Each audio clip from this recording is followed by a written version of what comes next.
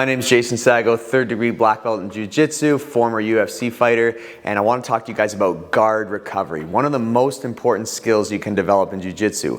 Why is that? It's because you get your strongest muscles back in the game, your glutes, your hamstrings, and your quads. You always want to be coming back to the leg press position because chances are you're going to be a lot stronger with your legs versus your arms. So let's get into it. All right, guard recovery. This is what we don't want to happen. If our opponent tosses the legs, get to the side, crushing us, putting all the body weight down, he's bypassed our strongest weapons, our legs. So we have to make sure we always keep our legs in the game and in a strong position, the leg press position. So as soon as they control your feet and begin to toss, don't even let them hit the ground. Recover in the air.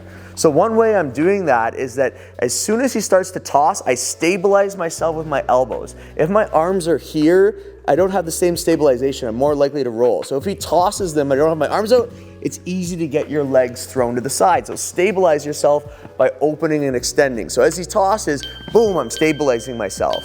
And then before my feet hit the ground, I'm switching my hips. So right now my hips are facing away from my opponent. I'm gonna do a little bit of a hop and I turn my hips. After I turn my hips, outside foot, other foot comes in and we replace. So when we're here in this position, I got both my feet back into the leg press position where I'm nice and strong. They want to clear this. So the opponent clears the legs, I'm stabilizing, cross, and then come back to my strong position. So again, he tossed the other way, boom, recover. Again, stabilize, cross, and recover. If we switch to give you guys a different angle, just in front here.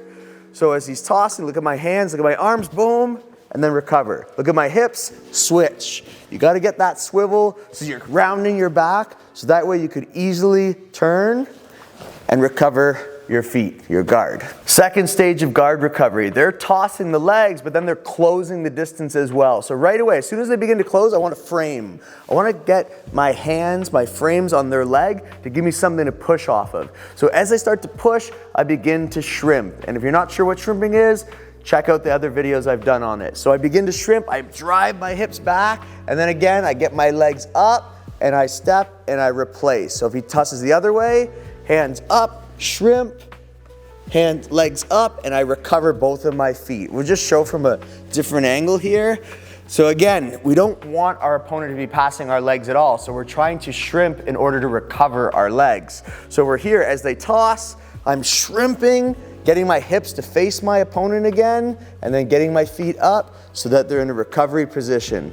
Again, he tosses, shrimp, feet up, recover. So guard retention when you're dealing against an aggressive opponent who tosses and closes the distance fast. So if they toss and close the distance and my hands are out of position, my legs are out of position, this is a really bad spot to be. So if we're coming up here, you're going against somebody who's big and strong, as they toss the legs, make sure you get your frames in. I'm talking about your forearms from your wrist to your elbow, and an even stronger frame is your shin. Your shin's gonna go across his belly. Let me show you what I mean. As he's closing here, boom, we're blocking. Never let your opponent touch your head. I never want to let him start to cross face me and crush me, so I'm keeping my hands up. I don't necessarily have to reach out for him. I know where he wants to go, so I just keep my hands close to me, boom, here. He's gonna come to you, you're blocking. Bicep, shoulder control. I like having that bar underneath their jugular, put a little bit of pressure there, make it uncomfortable for them. If they're trying to crush you, they're gonna crush their own jugular. So we're here, we have our cross face blocks in, and then our frame here. So this is important because if he's really heavy and driving into you, you could always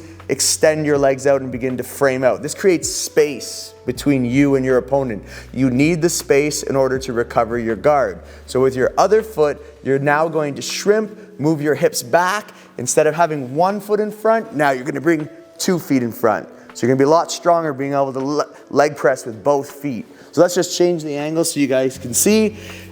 Strong opponent tosses the legs, immediately adjust and get your frames in. So I'm hooking, can you posture up? I'm getting this shin all the way across his hip bone. So if he's driving forward with his hips, I can push him back and help maintain or create space. If he's grabbing your head, boom, you're blocking the crossface. I got this bar underneath. I could flare my elbow up to create more pressure. And now I'm gonna use my opposite foot, shrimp, create space, back to our recovery position, guard. Okay, next scenario is getting a little bit worse because this time they've tossed the legs, but they've also passed, meaning that I don't have my frame in, right? I lost my frame on the leg and I lost my frame on the upper body here. So what we need to do is start to recover our frames here. The frames help us create space. So if somebody's holding you really tight, I gotta create space. I'm gonna use my legs, drive them into the floor, and bridge. As I bridge, look at this hand, bridge, create space, get my arm on the inside. I got one frame in, now I'm gonna slide the other frame in. So shoulder,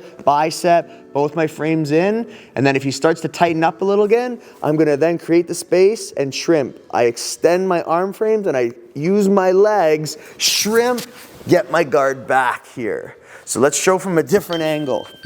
We're here, they beat your frames, they passed your legs. Toss, boom, beat the frames, toss the legs here. So now I'm a little bit stuck, right? I gotta create space.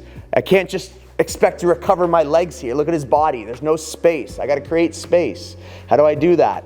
I'm gonna bridge. I'm gonna take his head off axis, use the power of your legs. That's gonna give me a little bit of room to get my arm on the inside here. Get my arm on the inside, the other one just goes over the top, framing across his shoulder, bicep. Now you've got your cross blocks here, and then from here, I gotta get my leg back. Still not enough space, so if he's trying to move in here, I'm gonna use my frames with my arms, and then use my legs, shrimp, and then recover. This guard recovery is used when the opponent switches their hips, meaning as they start to pass your legs, they're starting to face your legs. So his hips are now facing away from you. So when their hips face away from you, you need to turn your own hips away from them. Normally I would be wanting to turn in, but because of the angle of his hips, it doesn't make sense for me to try to shrimp in this way. What you wanna do is stay up high, up on the elbow. Ideally it's even higher on the hand, and then you're gonna use a C-clamp grip on the elbow, the shoulder, the tricep, and you're gonna start to shrimp and extend away. So I'm shrimping, and getting back. Again, if he tosses, try to get up, and notice that he's turning away from you. So you turn away from them. It's like boom, here, right away. So from a different angle, they start to turn their hips, you gotta turn with them.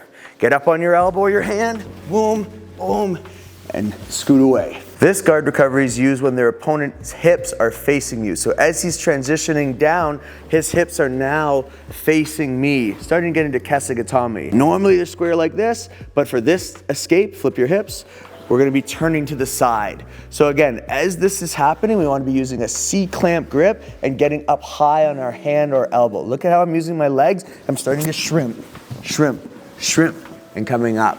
Ideally, you get ahead of your opponent. So as soon as they begin to pass and you notice them switching their hips to face you, I'm also getting up here.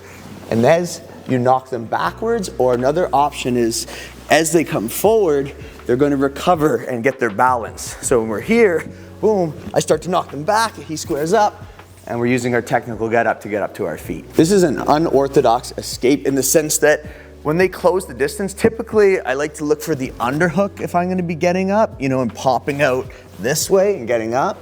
But I saw Uriah Faber do this a lot, especially earlier on in his MMA career. Instead of using the underhook, he's actually using the opposite arm here, and then that top arm, which was traditionally the one that was going under, is going underneath the jugular. So this is especially effective as they're driving in, I'm trying to turn my hips away. So as they drive in and crush, I'm elevating and popping out the back door. Let's look at it from a different angle here. So again, you're switching your hands. One's high, one low. You can also call it the high-low escape. They're going boom. One's across the jugular, other hand's ready to go. As they're pressure and drive, we pop out the back door. So let's go one more time. Here, it's putting pressure down, boom, pressure, and you're going out the back door. Thanks for watching, guys. Please remember to like, share, and subscribe. And if you want to watch more useful jiu-jitsu videos where I'm talking about in-depth technique, check out this next video.